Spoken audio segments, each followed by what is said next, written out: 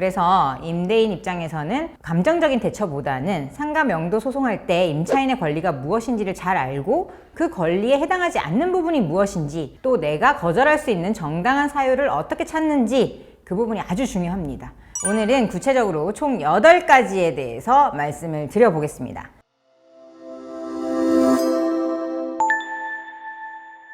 안녕하세요. 부동산 전문 변호사 쪼변입니다.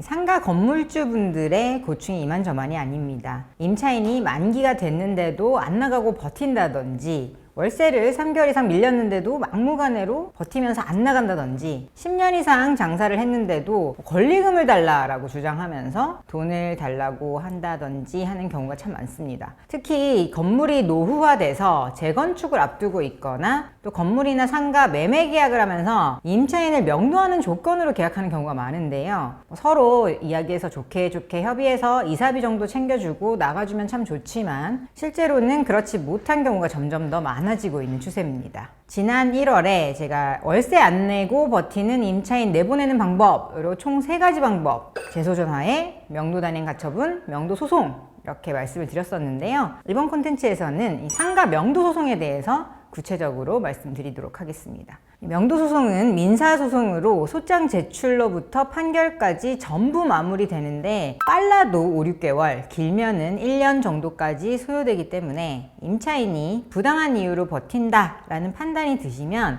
바로 소송을 결정해서 소장 접수하시기를 권해드립니다. 향후에 소송 도중에 문제가 해결이 되면 소송 취하를 하면 되기 때문에 걱정 마시고 변호사와 우선 상담 받아보시기를 권장드릴게요. 많은 분들이 잘 아시겠지만 임차인에게는 상가임대차 보호법에 근거한 계약갱신 요구라는 강력한 무기가 있습니다. 임차인의 계약갱신 요구는 총 10년간 계약 종료 6개월에서 1개월 전 사이에 임차인이 갱신을 요청한 경우에 임대인은 정당한 사유 없이 이를 거절할 수 없기 때문에 특별한 사유가 없는데 무리하게 명도 진행을 했다가는 부당하게 행동하는 임차인을 내보내지도 못하고 오히려 소송 비용까지 부담하게 되는 경우가 생길 수가 있습니다. 그래서 임대인 입장에서는 감정적인 대처보다는 상가 명도 소송할 때 임차인의 권리가 무엇인지를 잘 알고 그 권리에 해당하지 않는 부분이 무엇인지, 또 내가 거절할 수 있는 정당한 사유를 어떻게 찾는지, 그 부분이 아주 중요합니다.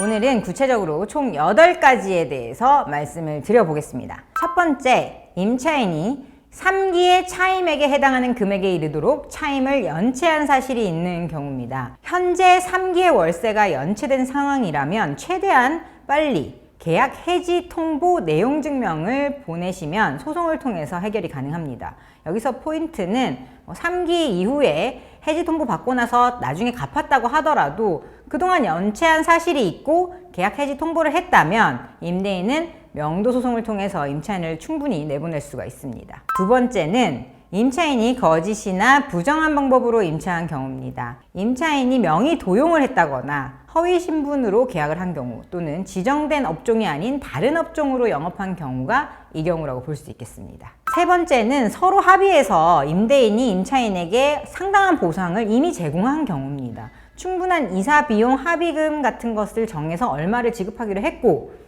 임차인도 권리를 주장하는 대신 보상을 지급받는 것에 동의를 했고 실제로 그 돈을 지급을 했음에도 불구하고 갑자기 말을 바꿔서 계약갱신권을 행사한다면 누가 봐도 비상식적인 요청이 되겠죠. 임대인 입장에서는 이런 경우에는 갱신을 거절할 수가 있습니다. 네 번째는 전전세 요즘 많이 하시는데요. 임차인이 만약에 임대인의 동의를 받지 않고 목적 건물의 전부나 일부를 전대한 경우라면 이것은 무단전대로서 명백한 불법행위에 해당됩니다. 다섯 번째는 임차인이 임차한 건물의 전부나 일부를 고의나 중대한 과실로 파손한 경우입니다. 대표적으로는 불법 건축물을 추가해서 이 건물을 훼손하는 경우를 들 수 있겠습니다. 하지만 임대인이 이를 알고도 묵시적으로 동의를 했다든지 원상 회복이 충분히 가능할 정도로 경미하다든지 경과실의 경우에는 임차인의 권리를 보호해야 한다라고 판결이 나는 경우도 있기 때문에 구체적인 사실관계와 법리를 잘 따져봐야 할 문제입니다.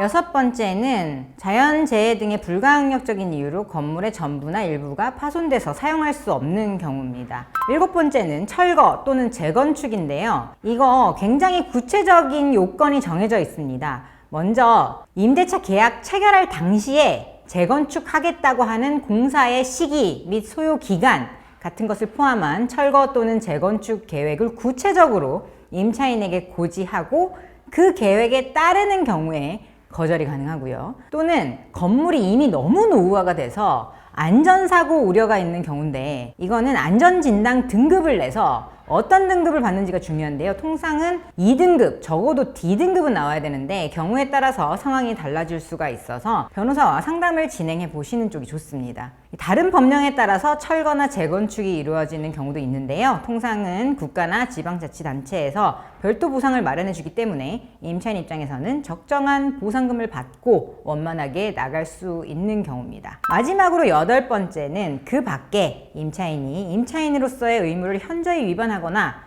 임대차를 계속하기 어려운 중대한 사유가 있는 경우에 거절이 가능합니다. 임차인이 의무를 위반하거나 부당한 행위를 해서 임대차 계약의 기초가 되는 신뢰가 깨져서 더 이상 계약 관계를 유지할 수 없는 경우, 이런 경우에 해당한다고 보시면 되겠습니다. 상가 명도 소송은요, 반드시 경험이 많은 부동산 전문 변호사의 도움을 받으실 필요가 있습니다. 곤란한 상황에 처하신 경우 저희 로펌에 연락을 주시면 전문 변호사들이 안내해 드리도록 하겠습니다. 앞으로도 실생활에 도움이 되는 부동산 법률 정보 알차게 전달 드리도록 하겠습니다. 감사합니다.